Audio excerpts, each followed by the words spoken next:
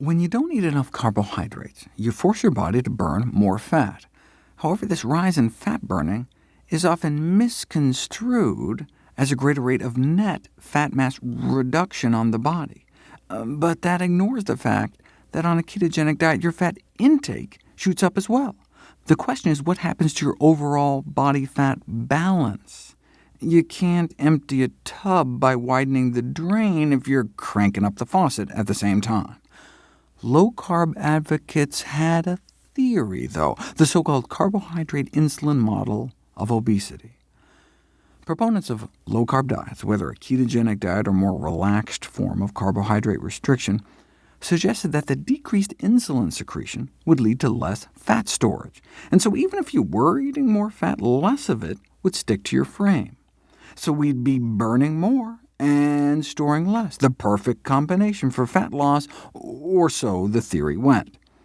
To their credit, instead of just speculating about it, they decided to put it to the test. Gary Taubes formed the Nutrition Science Initiative to sponsor research to validate the carbohydrate insulin model. He's the journalist who wrote the controversial 2002 New York Times Magazine piece, "What If It's All Been a Big Fat Lie?", which attempted to turn nutrition dogma on its head by arguing in favor of the Atkins diet, with its bunless bacon cheeseburgers based on the carbohydrate insulin model. Much of Nina Teicholz's book, The Big Fat Surprise, is simply recycled from Taubes' earlier work. In response, some of the very researchers Taubes cited to support his thesis accused him of twisting their words.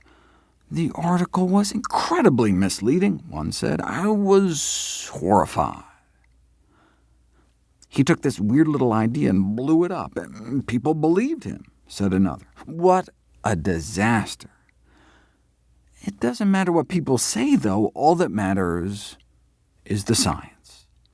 Taubes attracted $40 million in committed funding for his Nutrition Science Initiative to prove to the world you could lose more body fat on a ketogenic diet. They contracted noted NIH researcher Kevin Hall to perform the study. 17 overweight men were effectively locked in what's called a metabolic ward for 2 months to allow researchers total control over their diets. For the first month, they were placed on a typical high-carbohydrate diet, 50% carbohydrate, 35% fat, 15% protein.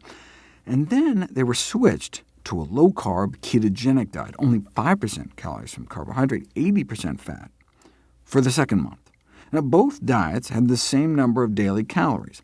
So if a calorie is a calorie when it comes to weight loss, then there should be no difference in body fat loss on the regular diet versus the ketogenic diet. If Taubes was right, though, if fat calories were somehow less fattening, then body fat loss would become accelerated. What happened instead, in the very study funded by the Nutrition Science Initiative, was that body fat loss slowed upon switching to the ketogenic diet. Wait, why do people think the keto diet works if it's actually slowing fat loss? Well, if you just looked at the readings on their bathroom scales, the ketogenic diet would seem like a smashing success. They went from losing less than a pound a week on the regular diet in the 2 weeks before they switched, to losing 3.5 pounds within 7 days after the switch to the ketogenic diet. But what was happening inside their bodies told a totally different story. Their rate of body fat loss was slowed by more than half. So most of what they were losing was just water weight. The reason they started burning less fat on a ketogenic diet was presumed to be because without the preferred fuel, carbohydrates, their body started burning more of its own protein. And that's exactly what happened. Switching to a ketogenic diet made them lose less fat mass and more fat-free mass. They lost more lean mass. That may help explain why the leg muscles of CrossFit trainees placed on a ketogenic diet may shrink as much as 8%. The vastus lateralis is your biggest quads muscle in your leg, shrunk in thickness by 8% on a ketogenic diet.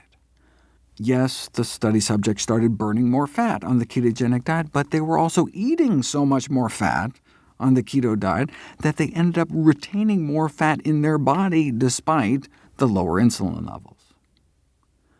This is diametrically opposite to what the keto crowd predicted, and this from the guy they paid to support their theory. In science speak, the carbohydrate insulin model failed experimental interrogation. In light of this experimental falsification of the low-carb theory, the Nutrition Science Initiative effectively collapsed. But based on their tax returns, not before Taubes and his co-founder personally pocketed millions of dollars in compensation.